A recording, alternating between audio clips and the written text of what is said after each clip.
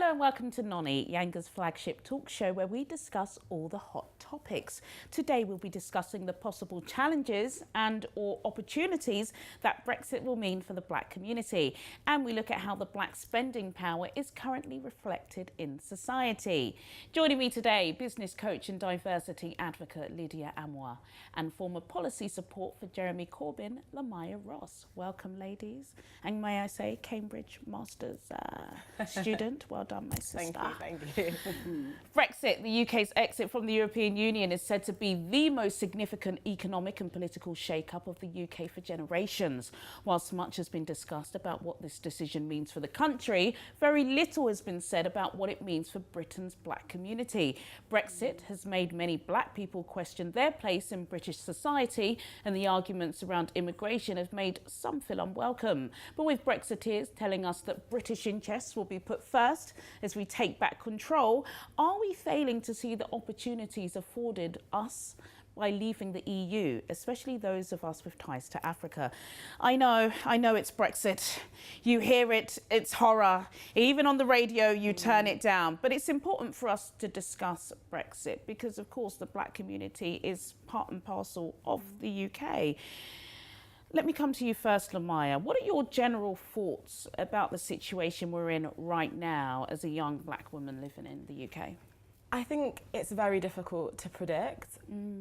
I think one of the most uncomfortable issues regards the spike in hate crime, and I think it made all of us feel uncomfortable, especially in regards to. Did it make you feel uncomfortable? Did you feel different after the vote? Did you personally, especially when you were working in Westminster, did you feel that, oh my God, I'm under the attack, or is this hate crime predominantly for Europeans, which is terrible? But did the black community feel the hate? Actually, in regards to the statistics, the spike in hate crime was actually towards visible minorities. Oh, wow. So it was more so, it was... Black and Asian. Black and Asian, especially people that wore hijab, especially people that were Muslim. Yes. So it was more so towards visible minorities. Okay. And I think that's what was very scary, and it was just a very challenging environment. And I think it did make people feel very uncomfortable, especially in 2016. How do you feel today? Do you feel uncomfortable about, hatred towards your race, or is it just you're sick and tired of where we're actually going to head to or go to?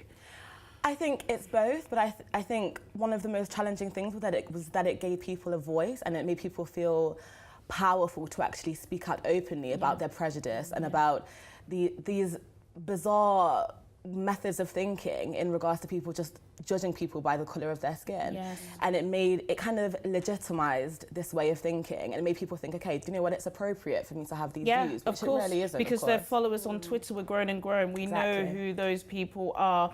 Lydia, let me come to you. Do you think the black community are fully educated on what Brexit actually means? Like, even us, we're professionals, and behind the scenes we were like, we don't even know. But do you think the black community, do you think we care?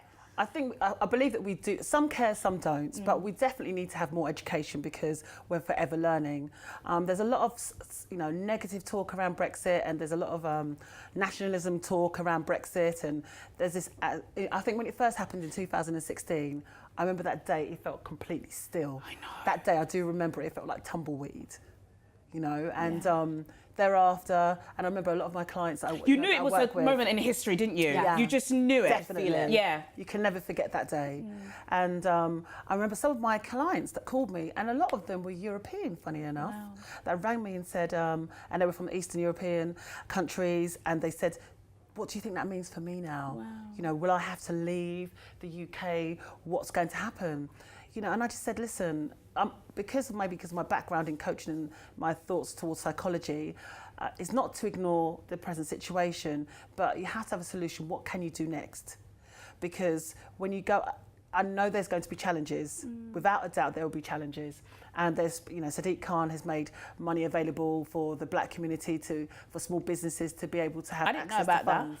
Did you know about that? I didn't know about that. Yeah, he's made access available to small business. How large is the fund? Is it enough to meet the demand? It's under millions. It's under $1 million. Oh, Right. so it's So it's definitely not. Yes. Let me give you a Yes. stat here. So apparently, according to stats, we know Right. stats didn't help with the result. But 73% of Black Britons voted to remain in the EU. Yes. However, I must say, as a Niger girl, just Yes. in case you didn't know, a lot of the people and a lot of the groups that I'm in on WhatsApp, many of them were advocates for leaving the EU. They were kind of like, come on, you know, before we had this great rush and open borders with Europeans coming in, we were kind of at the top of the queue for jobs, especially kind of, you know, the kind of cleaning jobs, cooking, plastering. But all of a sudden, we've been totally left out. It's not just the working class whites. Us blacks too have been left out. Vote to leave. Okay, yes. Can you not understand that at all, Maya? That sentiment? So I can understand it, and I think that a lot of people were also saying that it might open up trade with Africa and the Caribbean, and there were these notions that were being discussed. But I don't think it was joining the EU that made visible ethnic minorities feel left out. There were loads of things. For example, after the 2005 London bombings, the UK completely cut trade with the Caribbean and focused on securitization. It's those notions. It's not necessarily prioritizing one group over another. But then there's also, look at the Windrush scandal and the deportations. Do we really believe that now that we've left the EU, the UK is now going to concentrate on You say that, but look at Prince Charles and Camilla. They were in Nigeria, Ghana, the Gambia recently. So they was had Theresa May. So was Theresa May in Nigeria. She was in South Africa. She pledged millions for, you know, to young communities to try and groom them into, you know, loving Britain. They're going there now, aren't they? Yes, they are. They once abandoned us, but no longer. Is that not a positive sign? You know, everyone's going to have their own individual opinion. I suppose I will always go back to the point that whatever situation we get dealt with, we have to somehow turn it around. But also, this is an opportune moment to talk about the challenges that are there for our communities and what can we do about it? How can we come together? How can we support each other with our knowledge and with our resources and build each other up? What about the numbers? What about the numbers? Okay. And I'm talking about immigration. The fact that you had open borders and you had lots of EU migrants coming in to the UK, that then obviously puts a cap on African migrants and Asian migrants. If they're no longer coming there, you're still going to need these workers. Surely, does that not open the door? I'm not saying I'm an advocate for this, but these are some of the reasons why some black people voted to leave. But do we genuinely believe, if we look at history, that the UK now is going to preference I don't believe that. Africans and I don't Caribbeans believe coming that. to the No, UK? no. Especially if Brexit was an immigration vote. Are our aims now going to be to let people in from Africa and the Caribbean, especially Africa, in regards to this whole terrorism social construction, in regards to kind of looking at visible ethnic minorities, looking at brown people and like labelling them as security threats? Do we really believe we're going to now open our borders to African migrants? But the Commonwealth is clearly of importance to the UK now, isn't it? And you know, if you look at places like India and Pakistan, which are almost part of the New World Order, Africa still is an emerging market, so there are still you can still tap into them, which it must be one of the reasons why Prince Charles and Camilla and Theresa May were there. Obviously. They're looking for other opportunities now. No, they're looking for other opportunities, and there's so many opportunities in Africa. It's huge. Do you think there's going to be another vote for the people? Do you think there'll be a general election? What are your predictions? Well, everybody's turning against Theresa right now. Yes. Everybody. I feel sorry for her. I know you're a Labour lady. I do. She was a Remainer. She's got resilience. She does. She's got And resilience. maybe it's only a woman that can do this job. Do you think we will actually even leave? I think we will. Yeah, I think so. What the agreement will be, I have absolutely no idea. Before I could actually have a prediction, now I feel like it just changes every single day. And I genuinely don't know what will happen. But what I do know is that ethnic minorities, for example, usually the lowest paid. We usually have less savings. We usually spend the majority of our salaries. Especially us women. Exactly. We usually spend the majority of our salaries on rent, which makes it harder for us to cope with economic insecurity. And this is one of the most significant challenges to our community, because if we can't cope with austerity, economic insecurity, I don't know, these these kind of toxic environments where you just don't know what's going to happen, it's difficult to plan for the future. Yeah, gosh, that's a really interesting. And I think the most important thing is read. Even though it's boring, you need to know what's going on. Exactly. At least, even if you're updated. This is the first time we've discussed Brexit on Nonny, and even me, I'm tired. Yeah. But please do make sure you know how it's going to affect you. Still to come, we look at the ways in which society has recognised and capitalised on the black community's spending power. See you after the break.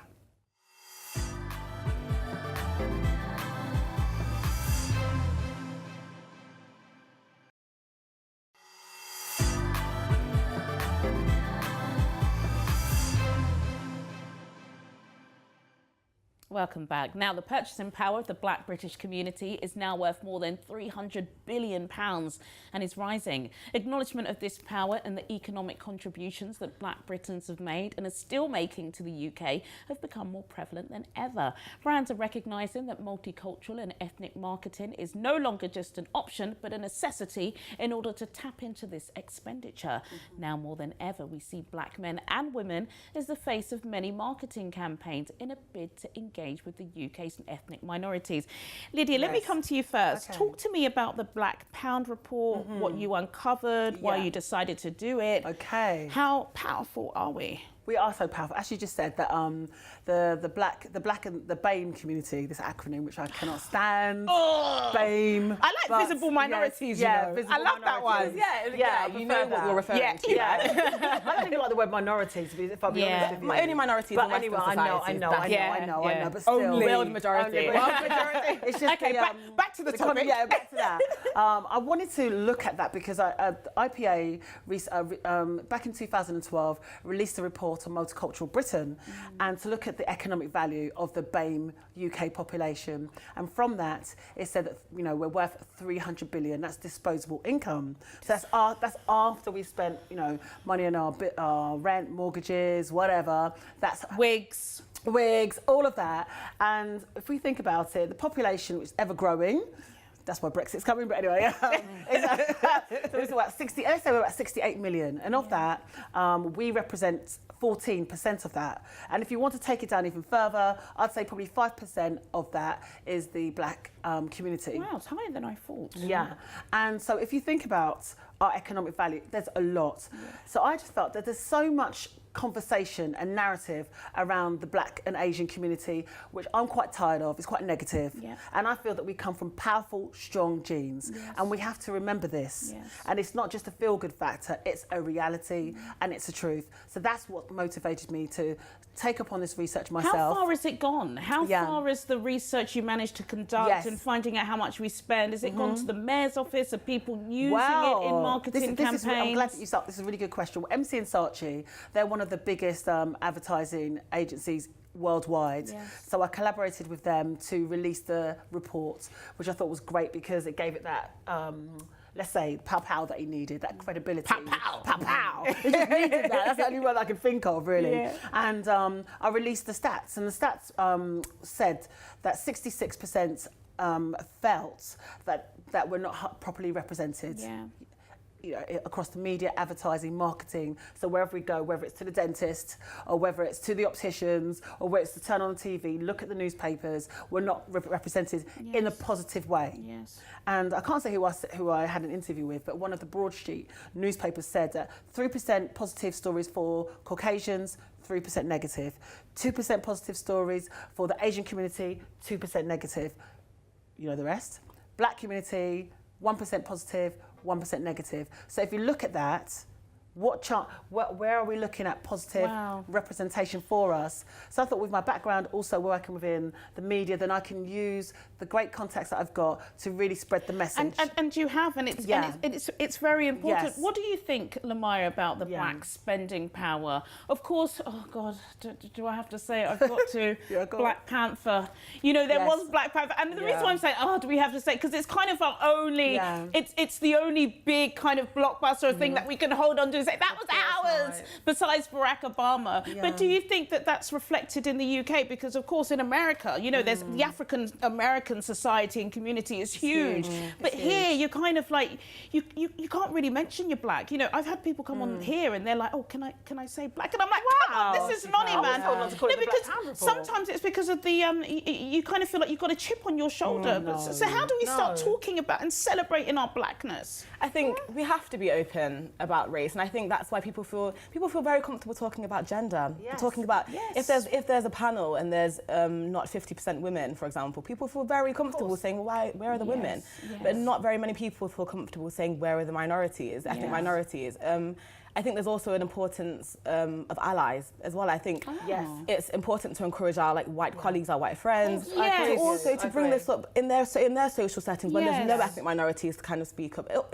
It's a constant burden when you feel like you're the only ethnic minority in the room and it always has to be you when you're only one person, for example. Whereas there might be 10 other white people in the room, at least one of them can support. I really like that idea actually about having an ally that's from another minority, not a minority, another race. That's very important. But what about, every time I look at JD Sports and other sports retailers, whatever, you know, they're always showing these black guys in the hoodies. And of course, again, you've got to talk about the beauty market because we spend so much in that industry. But when are the black community going to tap into it? That is our spending power. But are we actually benefiting from that? This is why I wanted to do this report, because if we think about it, there was also other research that shows how long the pound lasts in the community.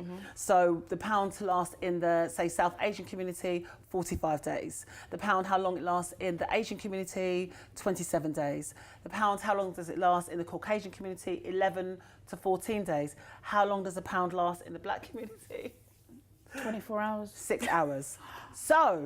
So it was all these statistics, rather than just keep talking about the negative statistics, I thought let's talk about this. But Lydia, is that a good thing or a bad thing? It's a the bad fact that you thing. get paid. Yes.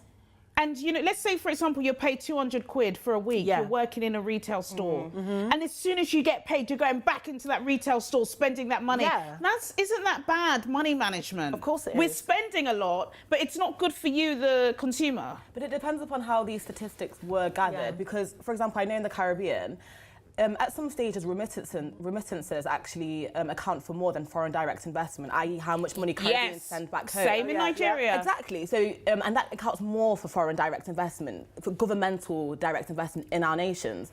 So we look at that, like our spending power in regards to sending money back home is absolutely huge. 60 billion from the diaspora, apparently. 60 billion a year. So is this just our spending power in the black community in the UK? No, this is the UK. I want to take this research further. This is we have to look at how much money we're spending back home as well. I mean, we might be spending more money back home than other ethnic minorities in Western societies do. See, but the online sales as well. But did you know? So the black spending power, is that power or is it bad money management? Taking away remittances, taking away, you know, the fact that. Remittances and sending money back home. Talking about the fact that when we have money, a lot of our black community, what they want to do is they want to get that flashy car. They want to have the best of best wig. They want to. Yes. But also, what I did as well, while I'm doing this research, slave to brands. I also researched some amazing figures, amazing black figures. Okay, some positive stuff. Some positive figures. Am I allowed to say a name, for example? There was a gentleman. Say the name. Say the name. When I like it, we take it out.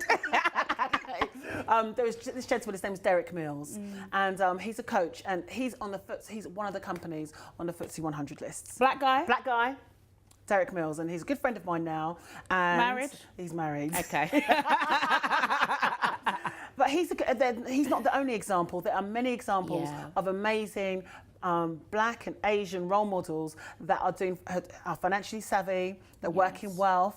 I've got clients that work in wealth. But these are the stories that need to be told. Because if we keep hearing the same stories, as for black people, or you know, the BAME community, all they do is, you know, they're a now culture. But they're a now culture. That's not necessarily the case. What I found was with the research, there was a high percentage that wanted more access to financial knowledge. Yes. Yes. imagine. And not Okay. just from a But book. You can read yeah, all these Warren yes, Buffett stuff yeah. at 16, but how can Yes. Yeah. make that count? But that's not just for the BAME community. I've been to wealth events where there's Caucasians sitting around a table and they're saying, we need more financial knowledge.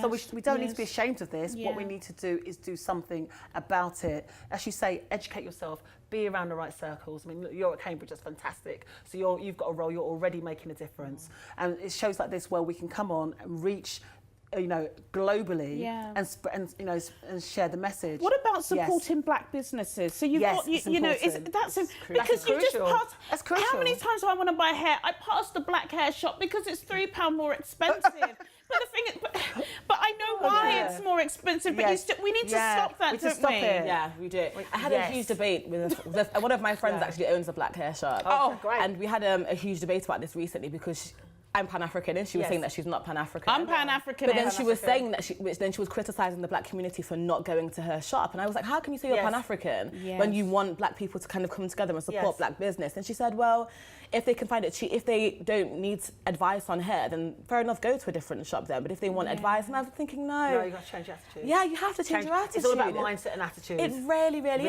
is. And is. sometimes we do have to spend a little bit more. But I think other ethnic minorities in Western societies do that. do. You don't even have to think And they twice. feel it's quality. They feel if they're spending more money, they actually feel the energy We're of wrapping that. up, but I just want to ask about gosh. this now culture. Yes. So do you think in this now culture, especially if white advertising execs think that the black community are part of this now culture, are we being exploited in these big billboard adverts where you've got the hoodie? They say don't hug a hoodie, or was Yes, it David Cameron yeah. said hug a hoodie, hoodies are bad, whatever. He's got the hoodie on. Are they exploiting us? Well, you know what? It's up to this again. It's back to education. We allow, if we want to be exploited, we can. We do have a choice. Every day we wake up is a second opportunity to have a choice. So if you want to buy a hoodie, if you want to, why not invest in a company that is maybe within the black community Yes. or the Asian community? What's the problem in doing that if you choose to do that? That's a great thing. Do you know, really, really exciting discussion. I wish we had more time. We never have enough time. Yes. Noni should be an hour. That's it for me, Juliana Olayinka, and my fabulous guests, Lydia Amoir and Lamaya Ross. Don't forget, guys, Noni is now online wherever you are in the world. Go to www.yangatv.com to check out every single episode. Join me next time for more Noni Chat. Goodbye.